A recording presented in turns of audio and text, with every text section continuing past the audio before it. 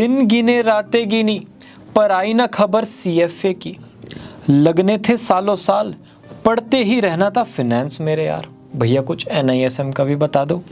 NISM का वक्त है कल्ट, एक एक पल लगे सदियों जैसा, जब पढ़ना पड़े बहुत कुछ डिफिकल्ट। फिनेंशियल सिक्योरिटी से भी करनी थी जान पहचान, कर लो तैयारी एनआईएसएम से बनेगी आन बान और शान। हेलो एवरीवन, मेरा नाम है सार्थक, मैं हूं एक करियर एजुकेटर। इस चैनल पर हम कॉमर्स कॉलेजेस और कॉमर्स करियर से रिलेटेड बहुत डिटेल में वीडियोस बनाते हैं। ये है हमारा वीडियो जो बताता है सीएफए वर्सेस एनआईएसएम। एक ऐसा ऑर्गेनाइजेशन है एनआईएसएम जिसके बारे में ना ज़्यादा स्टूडेंट्स को नहीं पता, तो डाउट्स आते हैं कभी कभी कि सीएफए भी एक सर्टिफिकेशन है, एनआईएसएम के थ्रू भी हम सर्टिफिकेशन कर सकते हैं, तो क्या बेटर रहेगा। चलो चेकआउट करते हैं बहुत डिटेल में। यह है commerce career comparison course. Category 1 में हमने सीए को कंपेयर किया, कैटेगरी 2 में बीकॉम, कैटेगरी 3 में हम सीएफए को कंपेयर कर रहे हैं, वीडियो नंबर 59। कैटेगरी 4 में हम बीबीए को कंपेयर करेंगे। जो भी कंपैरिजन आपको अपने लिए रेलेवेंट लगता है वो आप चेकआउट कर सकते हो। प्लेलिस्ट का लिंक आई बटन और डिस्क्रिप्शन में मिल जाएगा। आते हैं सीएफए और एनआईएसएम। वेबसाइट पूरे वर्ल्ड में अगर आपको सीएफए कहीं से भी करना है, वेबसाइट यही ओपन होगा, cfainstitute.org। एनआईएसएम के लिए वेबसाइट है nism.ac.in। ठीक है जी। Full form chartered financial analyst. NISM का है national institute of securities market. जो फिर आप कोर्स करोगे उस हिसाब से उसका नाम होगा। टाइप ऑफ सर्टिफिकेशन एक है यहाँ पे, क्या? सीएफए, एक ही सर्टिफिकेशन है। यहां पर बहुत सारे सर्टिफिकेशन और पीजी प्रोग्राम है। भैया एक बार शो कर दो। हाँ देखते हैं ना, चलो ये देखो। आप अगर एकेडमिक्स पे क्लिक करोगे एनआईएसएम की वेबसाइट पर जाकर, तो ये पीजीडीएम है, फिर एलएलएम भी है, पीजीपी है, पीजीसीएम, पीजीसीएसएम, इन सब का एलिजिबिलिटी क्या है, 10th है, 12th है, ड्यूरेशन क्या है, सब कुछ लिखा हुआ है।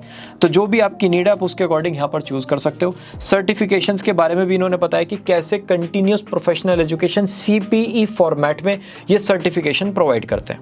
ठीक है। सर्टिफिकेशंस को ज़्यादातर रीवैलिडेट करना पड़ेगा आपको 3 इयर्स के बाद, कि भाई जो भी 3 इयर्स में कुछ अपडेट हुआ है, मार्केट में नया आया है, उसके हिसाब से आपको रीवैलिडेट करना पड़ता है अपनी नॉलेज को शो करके। नंबर ऑफ ऑथोराइज्ड इंस्टीट्यूट, देखो जब वेबसाइट एक है ना यहाँ पर, तो इंस्टीट्यूट भी एक ही होगा। सीएफए के लिए हो गया सीएफए इंस्टीट्यूट, एनआईएसएम के लिए हो गया एनआईएसएम। कोर्स का स्टेटस है तो सर्टिफिकेशन, लेकिन जब आप मार्केट में जाओगे इसको पीजी बोले तो क्या, पोस्ट ग्रेजुएशन के इक्विवेलेंट माना जाता है एम्प्लॉयर्स के थ्रू। तो अच्छा खासा क्रेडिबिलिटी है इस कोर्स का। यहां पर बहुत सारे सर्टिफिकेशंस हैं। ठीक है जी। मेन एजुकेशन, जो आपकी मेन डिग्री है, मेन कोर्स है, उसको सपोर्ट करने के लिए करे जाते हैं। मेरे साथ बोल देंगे, सपोर्ट करने के लिए करे जाते हैं। बाकी हाँ, जो पीजी प्रोग्राम्स हैं उनको आप इंडिविजुअल कोर्स देख सकते हो, लेकिन सर्टिफिकेशन आपकी मेन डिग्री पे चेरी ऑन द केक होंगे। ठीक है। एलिजिबिलिटी क्राइटेरिया, आप सेकेंड ईयर ऑफ ग्रेजुएशन में सीएफए को स्टार्ट कर सकते हो। 3 इयर्स का ट्रेनिंग है ग्रेजुएशन के बाद। एक तो हो गया भाई आपने अपनी बैचलर डिग्री कंप्लीट कर ली, उसके बाद कर सकते हो। एक सेकेंड ईयर ऑफ ग्रेजुएशन में आपने स्टार्ट कर दिया, लेवल 1 क्लियर कर लिया, लेवल 2 फिर ग्रेजुएशन के बाद होगा, उससे पहले नहीं हो सकता। या फिर आपके पास 2 इयर्स का वर्क एक्स हो, तो आपके लिए क्या वैलिड होगा? 12th क्लास के बच्चे के लिए फर्स्ट 2 ऑप्शंस। यहां पर कुछ सर्टिफिकेशंस में 10th चाहिए, कुछ में ग्रेजुएशन चाहिए। अगर आपको पीजी कोर्स करना है तो ग्रेजुएशन कंपलसरी होता ही है। एडमिशन के लिए आपको एनआईएसएम पोर्टल पर जाना है, और जैसे जैसे गाइडलाइंस आती रहेगी ना, बहुत बेसिक इन्फॉर्मेशन है, नेम, एड्रेस, ये सब कुछ पूछते हैं, और आपका ग्रेजुएशन परसेंटेज वगैरह आप फिल करते जाओगे, ऑटोमेटिकली आपका एडमिशन हो जाएगा। Done. Cost of enrolment in the course, CFA 2.5 to 3 lakh rupees लगते ही लगते हैं। डॉलर का अमाउंट कुछ ऊपर नीचे होता रहता है, तो दिल पे मत लेना, लेकिन इतना फीस है। यहां पर आपके कोर्स पर डिपेंड करता है। सर्टिफिकेट 1200 रुपीज से भी स्टार्ट होते हैं, और पीजी प्रोग्राम 5.5 लाख तक जाता है। टोटली आपके कोर्स पे डिपेंड करेगा। स्टैंडर्ड ड्यूरेशन देखो, अगर आप करते हो अपनी ग्रेजुएशन के बाद 3 साल या 4 साल के बाद, 6 months level 1, 6 months level 2, 6 months level 3, 1.5 साल में सीएफए खत्म हो सकता है। स्टैंडर्ड है, फोकस्ड रहे तो। भैया मैं तो ग्रेजुएशन के साथ करूंगा, तो ये जो दोनों चीजें हैं फिर आप 1 साल बाद करना। मतलब अपनी 3 साल की ग्रेजुएशन करो, आपने अपना बीकॉम कर लिया, बीकॉम के साथ लेवल 1 कर लिया, तो फिर बीकॉम के बाद 1 साल में ये चीज़ कंप्लीट हो जाएगी। फिर तो आपकी ट्रेनिंग है, सर्टिफिकेशन तो ट्रेनिंग के बाद मिलेगा, लेकिन पेपर्स तो हो गए, टेंशन तो खत्म। जॉब तो वैसे भी करनी थी, पहले 3 साल वो कर लेंगे इंटर्नशिप टाइप। स्टैंडर्ड ड्यूरेशन देखो डिपेंड करता है, सर्टिफिकेशन जितने भी टाइम का है उस हिसाब से होगा। ज़्यादातर 15 डेज से लेके 4 मंथ्स तक का होता है, और जो पीजी प्रोग्राम है वो 1 ईयर से लेके 2 ईयर्स तक अवेलेबल है NISM के पोर्टल पर। नंबर ऑफ पेपर्स किसमें? CFA में है मात्र 6 पेपर में है, सब कुछ खत्म। लेवल 1 10 टॉपिक्स 2 पेपर में डिवाइडेड है, दोनों पेपर MCQ, नेगेटिव मार्किंग है नहीं। लेवल 2 10 टॉपिक्स 2 पेपर में डिवाइडेड है, दोनों पेपर MCQ, दोनों में आपको एग्जाम्पल, सिनेरियोज और केस स्टडीज मिलेंगी। एक सिचुएशन में आपको डाला जाएगा, आपको सब्जेक्ट की नॉलेज को यूज करना है और फिर आंसर करना है, राइट। यहां पर सर्टिफिकेशन में होता है सिर्फ 1 पेपर, ऑनलाइन होता है टेस्ट सेंटर पर, और कुछ कोर्सेज में रिमोटली भी होता है, आप घर से भी दे सकते हो।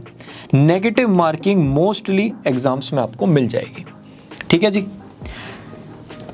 यहां पर मैंने लेवल 1 बता दिया, लेवल 2 बता दिया। लेवल 3 में अगेन 6 टॉपिक्स होते हैं, 2 पेपर में डिवाइडेड है, इसमें MCQ और एग्जाम्पल सिनेरियोज भी आपको मिलेंगे। 51 to 70% आपको CFA में स्कोर करना होता है। PG प्रोग्राम का पेपर होता है प्रॉपर करिकुलम के अकॉर्डिंग, पासिंग क्राइटेरिया होता है 50%। पासिंग परसेंटेज किसका? कोर्स का। CFA में है 40 to 50, 100 स्टूडेंट्स हैं, कोर्स के अंदर एंटर किया बाहर निकले तो 50 ही निकले। भैया जो बाकी 50 स्टूडेंट्स हैं खो गए, कहाँ? ग्रेजुएशन के साथ, मास्टर्स के साथ, किसी और कोर्स के साथ, लेवल 1 के बाद छोड़ दिया, एक्सेट्रा एक्सेट्रा। पास इतने होते हैं। Feb 2022 का आप डेटा देख सकते हो। NISM में तो 100% ही है पासिंग परसेंटेज, एंट्री हुई तो बच्चे बाहर निकल ही जाते हैं पास होके। प्लेसमेंट ऑफ फ्रेशर CFA में डायरेक्ट प्लेसमेंट नहीं है, CFA इंस्टीट्यूट की वेबसाइट पर जाना है, वहां पर मिलेगी जॉब अलर्ट फैसिलिटी, जिसमें आप एम्प्लॉयर्स भी सर्च कर सकते हो, आप जॉब प्रोफाइल भी सर्च कर सकते हो, आप डिटेल्स को सेव भी कर सकते हो, आप डिटेल्स को डिटेल में भी चेकआउट कर सकते हो, और आप डायरेक्टली अप्लाई भी कर सकते हो। ये पूरा मैकेनिज्म इंस्टीट्यूट की वेबसाइट पर आपको मिल जाएगा। हाईएस्ट प्लेसमेंट होगा 20 लाख रुपीज और एवरेज होगा 4 to 5, ठीक है। प्लेसमेंट की बात करते हैं किसमें? NISM में। कोई भी डायरेक्ट प्लेसमेंट सपोर्ट आपको सर्टिफिकेशन कोर्सेज के लिए नहीं मिलता, क्योंकि वो एड ऑन कोर्सेज हैं, मेन कोर्सेज नहीं है। PG कोर्सेज में सैलरी पैकेज अगर आप देखोगे इन कोर्सेज का 19 to 21 बैच का, तो मिनिमम है 5 लाख, मैक्सिमम है 12 लाख और एवरेज है 6.7। ये वेबसाइट पर गिवन है डेटा। ग्रोथ प्रॉस्पेक्ट, भैया CFA के बाद कुछ तूफानी करने का मन कर रहा है, MBA फाइनेंस कर लो, या फिर किसी भी आईवी लीग कॉलेज, जो टॉप 10 कॉलेज हैं वर्ल्ड के, उनसे एग्जीक्यूटिव प्रोग्राम भी कर सकते हो, जहाँ पे 5 इयर्स का एक्सपीरियंस, प्रोफाइल सब कुछ चाहिए। हायर एजुकेशन ऑप्शन देखो, अगर सर्टिफिकेशन किया है तो ग्रेजुएशन आपके लिए हायर एजुकेशन होगा, अगर आपने अपना PG प्रोग्राम किया तो MBA फाइनेंस होगा, या फिर USCMA टाइप सर्टिफिकेशन भी आप कर सकते हैं अगर थोड़ा सा जंप लेना है। जॉब ग्रोथ में जितनी भी जॉब पोजीशन आप सोच सकते हो top notch, CIO, CFO, director finance, VP finance, सब कुछ ओपन है। किसके लिए? CFA के लिए। यहां पर अगर सर्टिफिकेशन के साथ एक अच्छा क्वालिफिकेशन है तब आप टॉप मैनेजमेंट पर जा सकते हो। अगर आपने PG किया है और उससे पहले जो बैचलर है एक सॉलिड प्रोफाइल के साथ है, अच्छे कॉलेज से है, फाइनेंशियल है, तब आप मैनेजरियल पोजीशन तक जा सकते हो। सब्जेक्ट का ओरिएंटेशन, भैया CFA के सब्जेक्ट में पढ़ते क्या है? वेल्थ, पोर्टफोलियो मैनेजमेंट, इन्वेस्टमेंट और इकोनॉमिक्स। जैसे आइस बैलेट आंसर होता है ना, आप कभी भी एक वीडियो देखना, हर मूव उनका कैलकुलेटेड होता है, हर चीज पता होती है, कितना, कहाँ, कब, कैसे, क्यों। ऐसे ही आप पोर्टफोलियो बनाते हो, आपको बिल्कुल हर चीज का नॉलेज होता है, बेसिक्स ऑफ इन्वेस्टमेंट क्लियर है, फाइनेंशियल मैनेजमेंट पता है, रिस्क इवेल्युएशन आपको आता है, और ये सब आता कहाँ से है? सब्जेक्ट्स के थ्रू। आप सब्जेक्ट में पढ़ते हो ये सब। यहां पर सब्जेक्ट डिपेंड करेगा किस पर? आपने जो एग्जाम लिया है, 30 स्पेशलाइजेशंस हैं, ये रही सारी, है ना। जैसे वूफे होता है ना, ऐसा वूफे है यहाँ पर डिफरेंट कोर्सेज का, तो सब्जेक्ट डिपेंड करेंगे आपके कोर्स पर।